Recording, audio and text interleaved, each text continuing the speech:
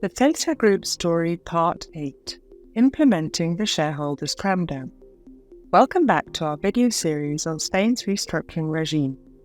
This new episode considers how the Celsa judgment addressed the practical difficulties of carrying out the shareholders cramdown, a new and complex mechanism that allows creditors to take control of a distressed company.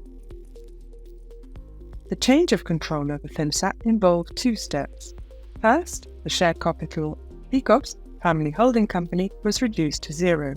And second, a large part of the debt owed to the financial creditors was converted into equity, giving them full control over the Celsa Group. The ownership transition was not expected to be a simple process in practice. This judgment assumed a hostile scenario, where the shareholders and directors would not cooperate with the transition after the approval of the restructuring plan. Therefore, the judgment anticipated how the change of control would take place in that situation. The judgment followed three basic principles. The ultimate goal of the homologation process was to restructure the company and ensure its viability. Any necessary means should be used to achieve this goal, as long as they were consistent with the law and the restructuring plan. The only unacceptable outcome would be that the restructuring plan could not be implemented.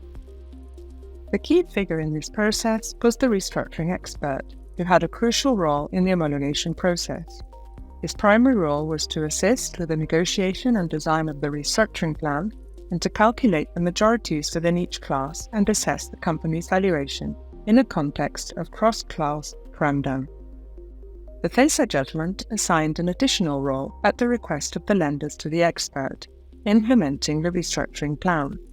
Specifically, the expert was authorized to take control of the companies, dismiss the directors of the companies and appoint new ones, and execute the corporate documents required for the share capital reduction and increase. To be on the safe side, the applicants also asked the court to allow the expert to modify or adapt the terms of the restructuring plan if any unforeseen obstacles preventing its execution were encountered. The judge denied this request. The plan must be followed as approved. If any changes were needed, the court, and not the expert, would decide. As of today, the creditors have secured control over the entire Celsa Group after appointing new directors in Picos and implementing the required corporate steps. In our next and final episode of this first season, we will recap the main lessons learned on the beginning of this series. Stay tuned.